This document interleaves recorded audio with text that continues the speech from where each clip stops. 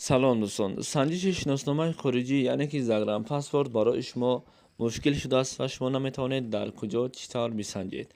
و ما پیش راه این مشکل شما را گرفتیم. شما اکنون میتوانید در خانه نشسته پاسپورت های خود را بسنجید و جواب درست را بگیرید. تنها با طریق واتساپ با این برادر صحبت کنید. این برادر بر شما چیزی گفت همان کار را بکنید. البته جواب پوره و عمیق به شما روان میکنند. و امروزها هم ای کار را رایگان نمی شود کرد، یعنی که اینها حق کاریشان را نیز می گیرند. به شما برای کار.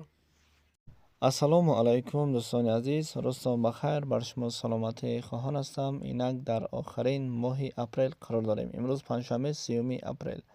$100 برابر شد به 952 سومانی و اینچنین دوستان 100 یورو برابر است به 1056 سومان و 30 لیره.